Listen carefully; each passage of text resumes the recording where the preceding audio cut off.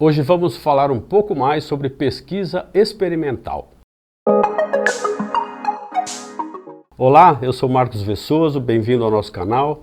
A minha ideia hoje é falar um pouquinho mais com vocês sobre pesquisa experimental. E como eu disse em um outro vídeo, uma vez eu li num texto, que eu não vou dizer onde, que pesquisa experimental é quando você experimenta alguma coisa. Obviamente existem estudos experimentais onde você experimenta coisas, mas obviamente não é isso. Pesquisa experimental, cujo sinônimo é pesquisa causal, são aqueles estudos baseados em experimentos, tá? Onde você vai buscar identificar ou mesmo estudar a relação de causa e efeito entre duas variáveis, tá? Procurar dar um exemplo prático para vocês entenderem esse jogo de palavras que eu acabei de utilizar. Imagine que você tem lá 10 lojas de uma rede de supermercados. Aí você vai lá e organiza seu produto na gôndola de uma certa forma em 5 dessas lojas. E vai em outras 5 e organiza os seus produtos de outra forma na gôndola. E acompanha o volume de vendas. Vamos supor que da forma B, onde você fez o segundo jeito que você arrumou, vendeu mais. Então você percebeu o quê?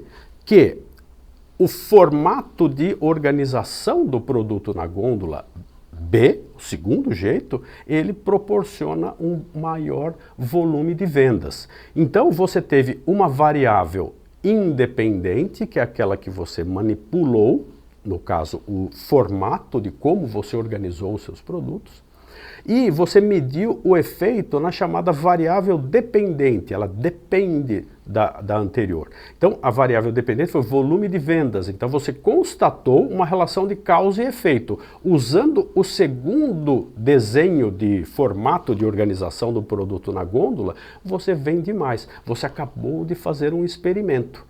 Mas tem mais um fator interessante aí. Imagine que justamente naquele momento que você está fazendo essa experiência, o seu concorrente faz uma promoção do produto dele, baixa o preço.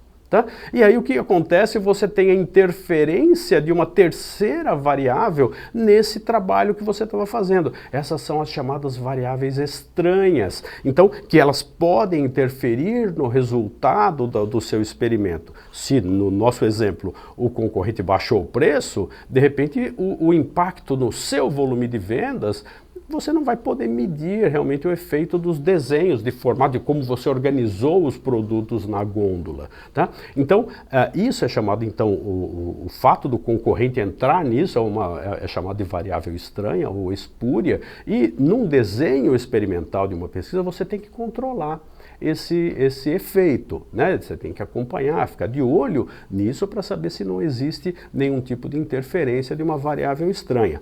Para que esse conceito fique bem claro, eu fiz um esquema que eu vou mostrar para vocês aqui sobre pesquisa experimental, tá bom? Acompanha aqui comigo.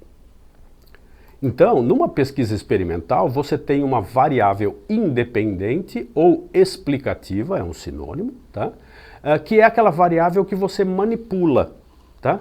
Aqui no nosso exemplo que eu acabei de dar para vocês, ele é a posição do produto na gôndola, a forma como eu organizei esse produto na gôndola. Tá? E a variável dependente, ou chamada variável de efeito, que é aquela que eu vou avaliar o efeito daquela manipulação na variável independente, no caso do nosso exemplo, foi o volume de vendas. De acordo com o jeito que eu organizei o meu produto na gôndola, eu posso ter um volume de vendas maior, menor ou igual. Então eu tenho que analisar esse efeito.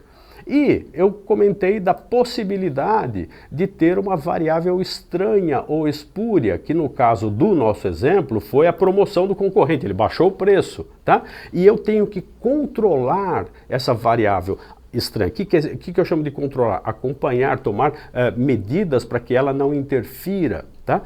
Justamente para que você possa ter essa relação de causa e efeito o mais pura possível, sem a interferência de alguma variável estranha.